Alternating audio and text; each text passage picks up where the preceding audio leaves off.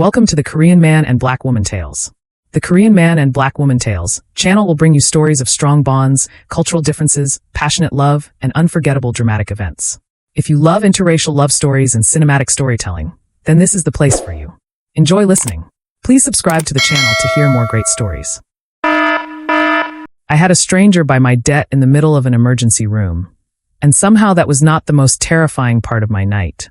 His hand never touched me, yet everything around me shifted like someone had pulled a hidden lever under the floor.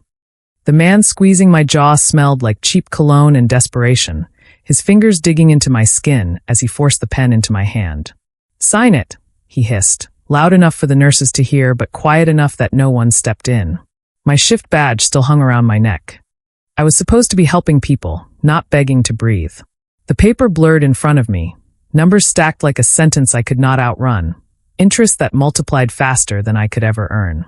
My grandmother was waiting at home in a building that leaked when it rained. My father's debt had become my inheritance.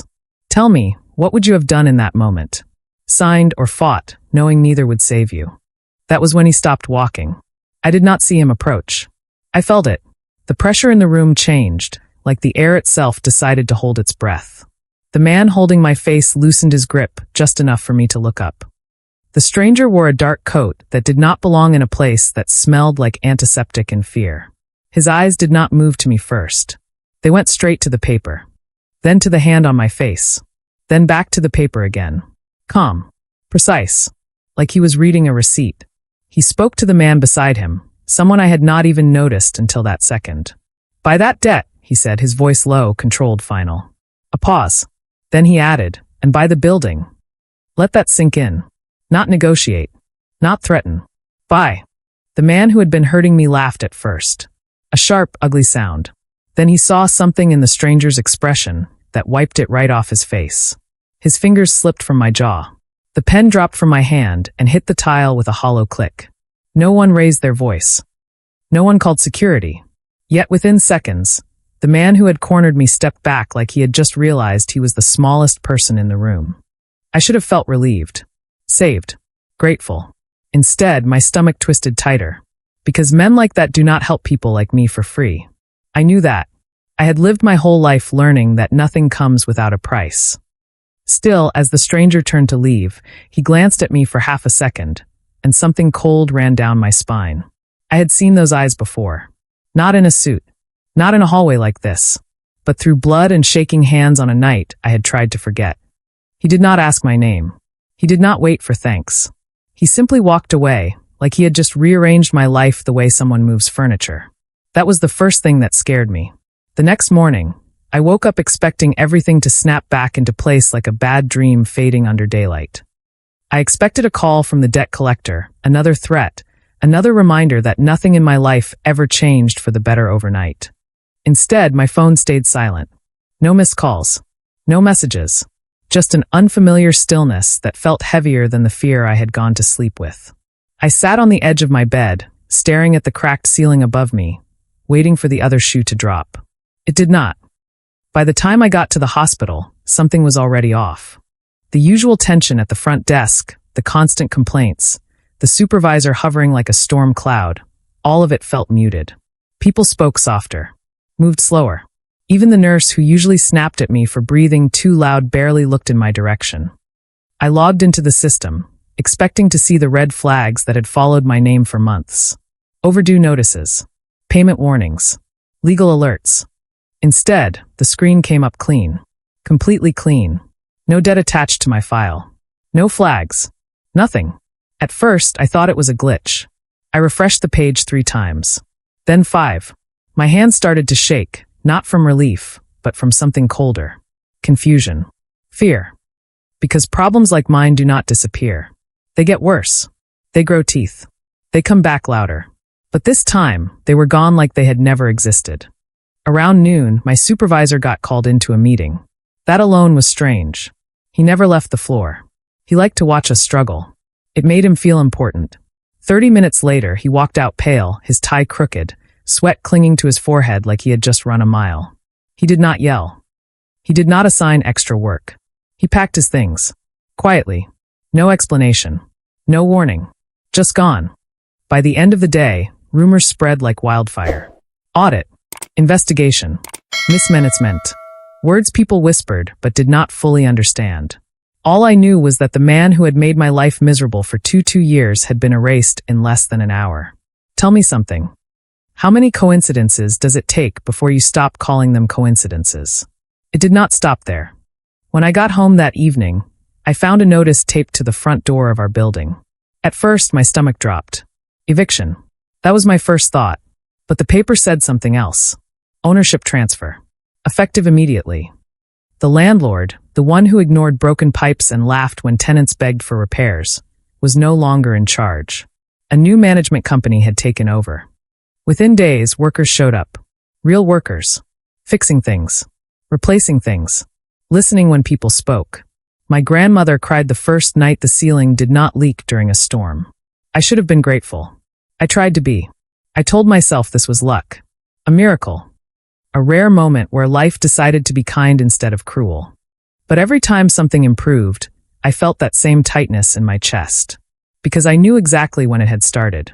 The moment he said those words. Buy the debt. Buy the building. A week later, I found out about the rest. My father's records.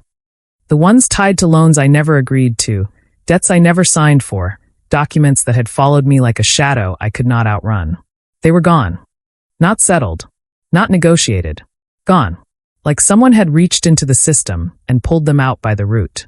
I asked questions. Carefully. Quietly. The answers never came directly. Just fragments. Systems updated. Files reclassified. Errors corrected. Words that meant nothing and everything at the same time. That was when I realized I was no longer fixing my life. Someone else was rewriting it. I saw him again 3 nights later. Not in a hospital. Not under bright lights and chaos. But in silence. Rain tapping against the windows of a private clinic across town. I had picked up an extra shift, covering for someone who never showed. I was tired. My feet hurt. My mind was still trying to catch up to a reality that no longer made sense. Then the doors opened, and they brought him in. He was unconscious. Blood soaked through his shirt, dark and thick, the kind that makes your hands move before your brain can process what you are seeing. No entourage this time. No controlled calm. Just urgency. I did not recognize him at first. Not until I leaned closer, pressing gauze against the wound, trying to slow the bleeding. Then his eyes opened for half a second. Just long enough for recognition to pass between us. I froze. My breath caught in my throat. Him. Stay with me, I said, my voice sharper than I intended, hands steady even as my heart pounded against my ribs. He did not speak. But his gaze locked onto mine, not panicked, not desperate. Focused. Like even half-conscious, he was still calculating something I could not see. We stabilized him. Barely. The doctor barked orders. Machines beeped. Time stretched and snapped all at once. And through it all, I could not shake the thought pressing against the back of my mind. This man. This stranger. He had reached into my life and removed every threat like it was nothing. And now he was bleeding out on a table in front of me like he was just another human body. After the chaos settled, I stepped back, my gloves stained, my hands trembling now that it was over. One of the nurses whispered that he was important. That people like him did not end up in places like this by accident. I did not ask what that meant. I already knew. When I left that night, the rain had stopped, but the air still felt heavy, like the storm had not really passed. I stood under the streetlight for a long time, staring at my reflection in a puddle, trying to recognize the girl looking back at me. Her life was easier now. Safer. Cleaner. But it did not feel like hers anymore. Because the truth was simple. Brutal. Unavoidable. He did not save me.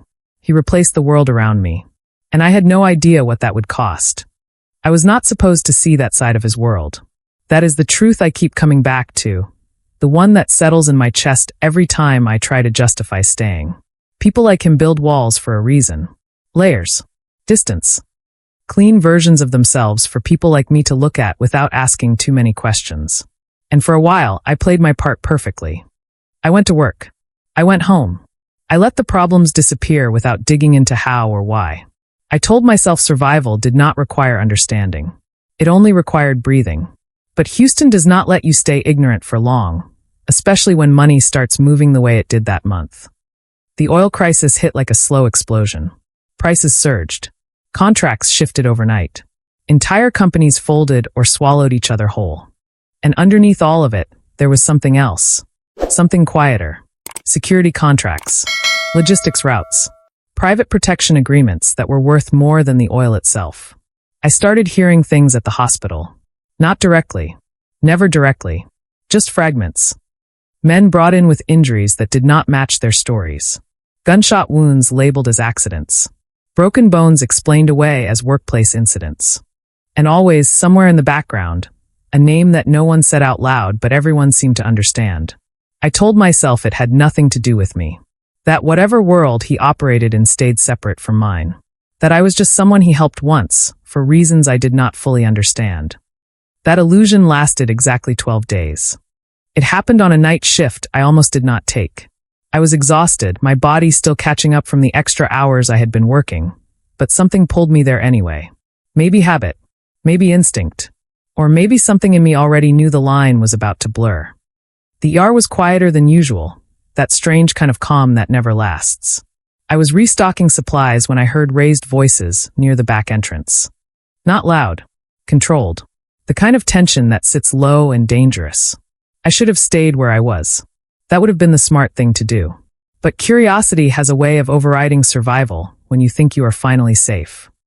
I moved closer, slow, careful, keeping to the shadows of the hallway until I could see through the narrow gap of a half-closed door. He was standing there.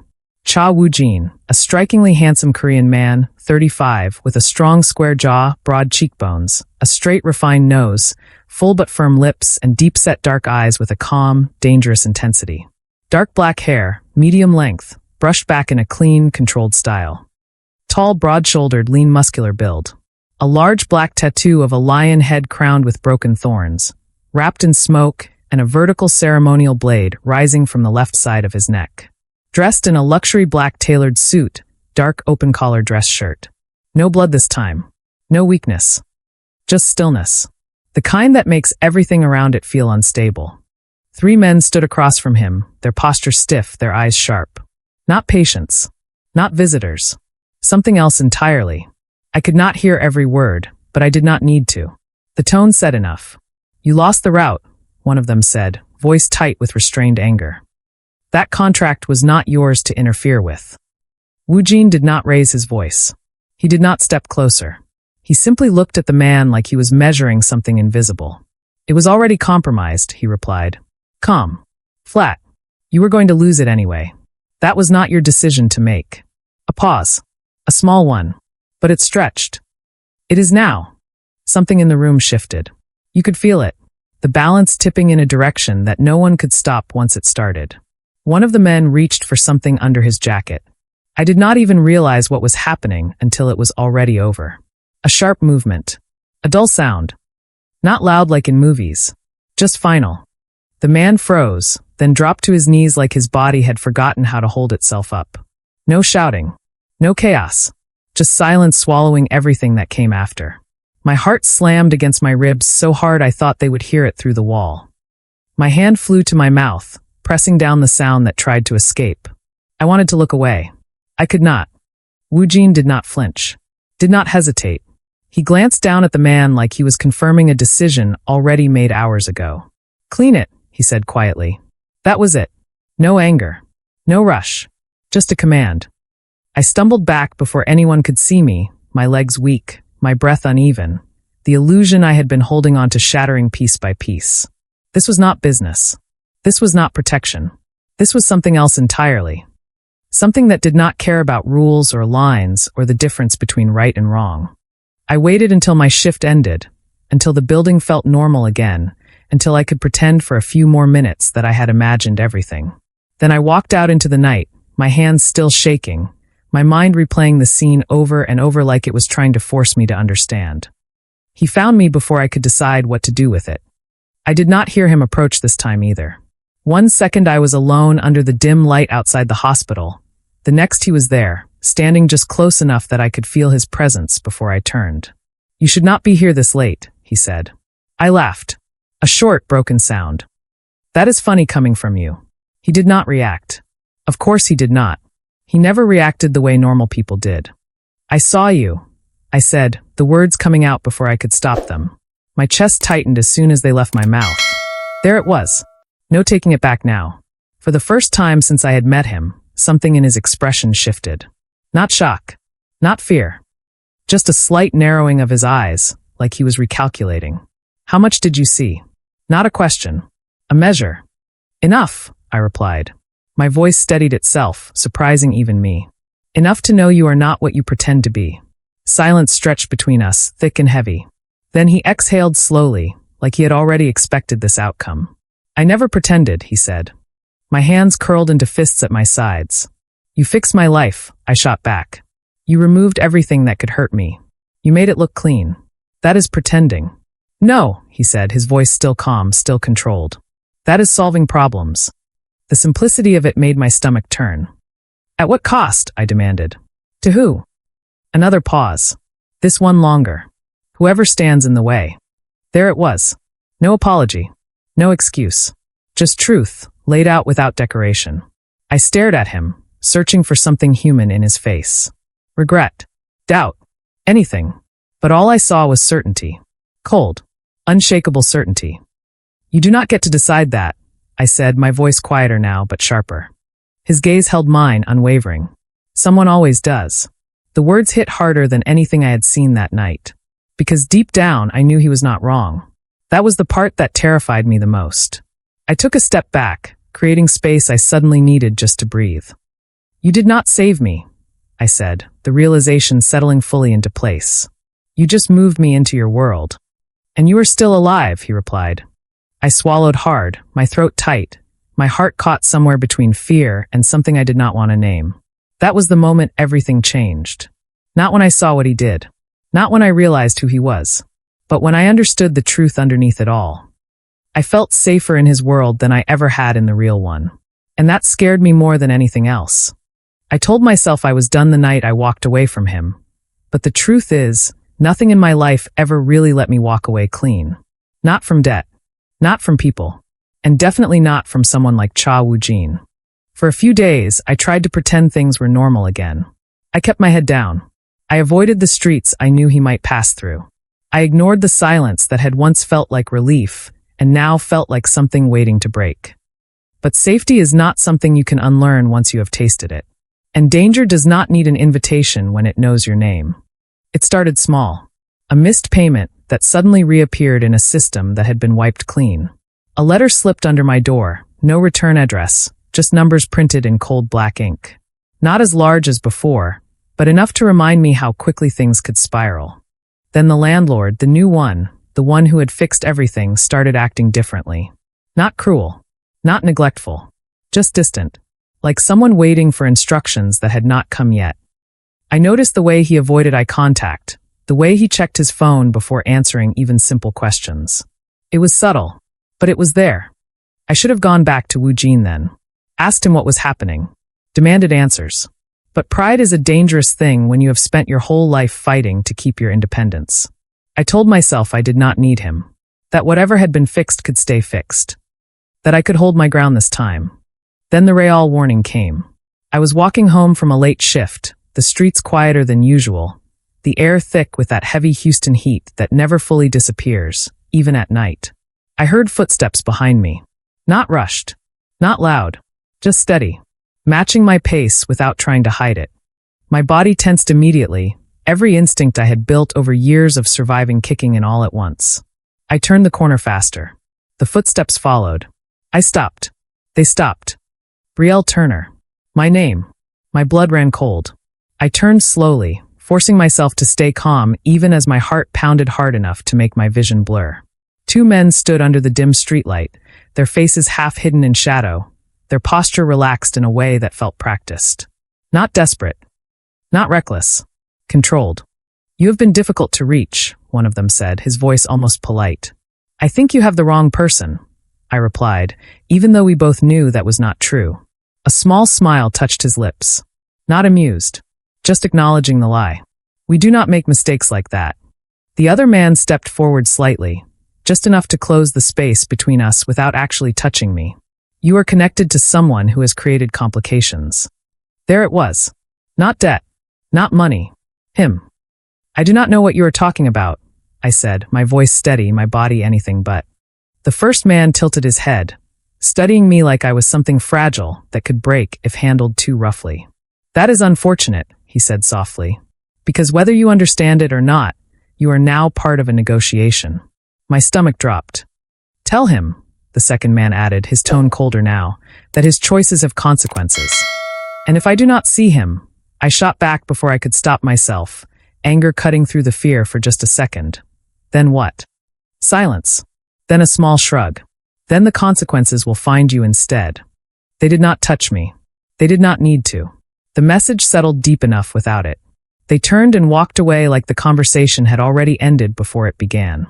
I stood there for a long time after they were gone, my hands trembling, my breath uneven, the reality I had tried to deny crashing down all at once. This was his world. And whether I wanted it or not, I was already in it. The next morning, I noticed them. At first, I thought it was paranoia. A man sitting in a parked car across the street longer than necessary. Another standing near the hospital entrance, pretending to check his phone while his eyes tracked every person who walked in and out. Then it became impossible to ignore. Different faces. Same patterns. Always there. Always watching. Protection.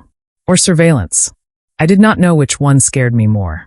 That night, I did something I had sworn I would not do. I went to him. The building was exactly what I expected. Clean. Quiet. Expensive in a way that did not need to show off. The kind of place where decisions were made behind closed doors that people like me would never even hear about. I hesitated at the entrance for only a second before stepping inside, my reflection in the glass doors looking like someone who had already lost the argument she came to win. He was waiting. Of course he was. You should not be here, he said as soon as I stepped into the room, his voice as calm as ever, like nothing in the world could disturb it. Your people are following me. I shot back, not bothering with anything else. And now other people are threatening me. This is not protection. This is a cage. They are keeping you alive, he replied. I did not ask for that, I said, my voice rising despite myself. I did not ask for any of this. No, he agreed quietly. You did not. The simplicity of it hit harder than if he had argued. I stepped closer, anger and fear twisting together in my chest. Then stop, I said. Pull them back. Let me live my life without all of this. His gaze held mine, steady, unyielding. That is no longer an option. Something inside me snapped. I would rather be in danger than owned, I said, each word sharp, deliberate, final. For the first time, he did not answer immediately. A flicker of something crossed his face. Not anger. Not frustration. Something quieter. Something almost human. Then it was gone. As you wish, he said. No argument. No resistance. Just acceptance. That should have felt like a victory. It did not. Because when I walked out of that building, the air felt heavier than before. The streets felt darker. And for the first time since all of this began, I truly understood what it meant to be unprotected.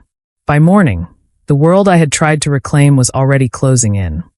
And this time, there was no one standing between me and it. I thought walking away would give me my life back. I was wrong. The world he had been holding at bay did not rush in all at once. It seeped back slowly, like water through cracks you did not notice until the floor was already soaked. Call started again. Not as aggressive as before, but persistent. Enough to remind me that I was visible again. The landlord stopped answering my messages entirely. Repairs stalled. Bills shifted. Numbers changed in ways I could not trace, but could definitely feel. And the fear, the one I used to carry every day, settled back into my bones like it had never left. 3 nights after I left him, I realized just how exposed I really was. I was closing up at the hospital when the power flickered. Just once. Just enough to make everyone pause. When it came back, everything looked the same. But it was not. I felt it immediately. That silence again. Not empty. Watching. Waiting. I left early that night, unable to shake the weight pressing down on my chest. The walk home felt longer than usual, every shadow stretching just a little too far, every sound echoing just a little too loud. By the time I reached my building, my hands were shaking again. That was when I saw the envelope. It was taped neatly to my door. No name. No mark. Just thick paper sealed clean. My stomach dropped before I even touched it. I looked around the hallway. Empty. Too empty. I peeled it off slowly, my fingers stiff, my breath shallow. Inside was a single card. An address. A time. Nothing else. I did not want to go. I went anyway. The building was nothing like I expected. No guards at the entrance. No obvious signs of power. Just quiet. Controlled. The kind of place that did not need to prove anything, because everything inside it already knew its worth.